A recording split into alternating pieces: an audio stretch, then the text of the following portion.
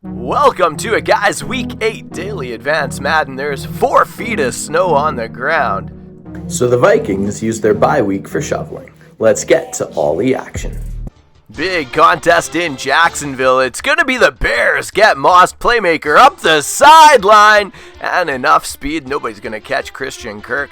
Off to the races. That would get the Bears into the end zone with a touchdown. But now down 21-7. Organizing square to a big post route. Here he comes. Probably going to be Ruggs coming across. Wide open back of the end zone. Secure catch. Big 7. That would put it away. Make the final in Jacksonville 35-21. Zona will move to 6-2.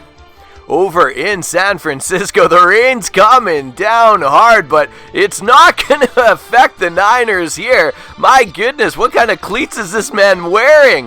In the rain, everybody else on skates, but not this big fella. 20 all at the time. Fast forward 27-24. The Niners and the Lions would reply to make it 27 all, but you know the 2-minute drill that JJ can organize. Gets in range, gets the field goal, and moves to 6-1 on the season.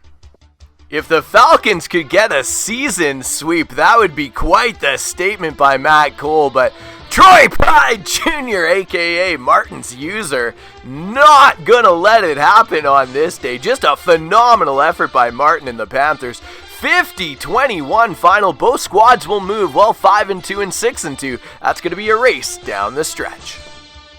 Miller's Colts at home to Star Boys Dolphins. Javon Holland over the middle. May I repeat, Javon Holland over the middle. Just never test that man. Every week. You know what? It could be me the next week. I would still make the same mistake. How do you not throw it to Star Boys user? Now, Lamar at the 1-yard line fumbles through the end zone. That's a touchback in the National Football League. Colts would get the ball back, but in the end, going to 4-4 with only 4 games played, I believe, is Starboy with a huge 50-16 win in Indianapolis. It feels like week in and week out, Andrew is just taking on heavyweights in here. Getting underneath the route in the flats. Off to the end zone goes Milano. That'd make it 7-all. Taking on these 6-1 cards at the time. 7-all ball game. It's going to be Kyler Murray dialing it up. What a storm of routes that is. Looks to the right-hand side. 2 men in the area, but just out of reach for a gorgeous dot right-hand side. Now here, going to be Josh Allen under center, single back formation, dialing up. What's he cooking? What's he cooking? All that to free up the left-hand side, going to Knox, who just big mans it over the Cardinals defender, who was in the area. And here, Bills back at it, go play action, no rolling to his right, he's just going to toss a dot to the pylon. Josh Allen playing great on the day here, cooking up. I'm feeling, a little left-hand corner coming up. Is it going to be empty? Is it going to be empty? And here, just wide open. I could even make that throw. I'd actually probably be looking over the middle too long and would have let him through the pylon that he'd be out of bounds. But, great job. Drewby and the Bills up 7, end of the third quarter when Rondale Moore over the top, cooking the defense. And again, those Bills defenders inches away from making the play. And here, a little bit more open, 35-28. Manuel Hall, back corner of the end zone, playing with you, going to 7-1 on the season. Bills dropped to 0-7, but good news, next week, they have a date with the Vikings. Anything can happen there. Mitchie too, similar schedule, just taking on heavies. This week, it was the 6-1 Bengals who moved to 7-1, Kingdom-minded 2017 final. 2 great squads out of the AFC. It's going to be Life's Broncos moving to 7-1. Now 5-2 go the Steelers. 37-24 was your final. Don't want to give too much credit or not enough credit. Killer B might be on vacation right now. 20-7's your final for King XX21.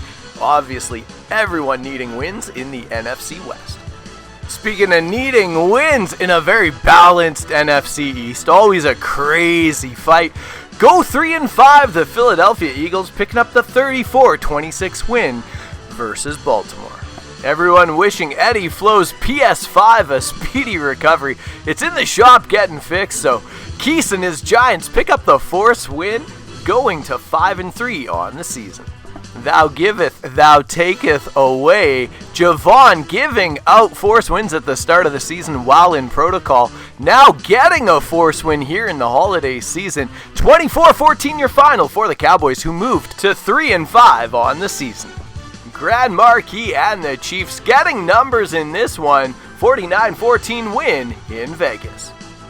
Port City Baller with an absolutely huge win at home at SoFi, taking on Ryan's Bucks, finding a way to a 35-34 win. That'll bring them to 3-5 on the season. What a tremendous job digging in the heels in this one. Would have got cover, but there's no highlights, so we're just going to loop his beautiful mug till we're done talking about it. Packers into Seattle to take on CJ Rains. CJ Rains having a great day, picking up the win in this one. Leak out Jay and his Houston Texans staying on their own side of the couch in this one, taking on Creepy Uncle and the Texans. Final score 35-14. The Texans will move to 5-3. Our MyMadden.com Offensive Player of the Week gonna be Lamar Jackson, 13 of 16 for 355 yards and 5 touchdowns on the day. On the defensive side of the ball, it's gonna be Connors Deshaun Bassey of the Baltimore Ravens. 2 tackles, a sack, and an interception on the day.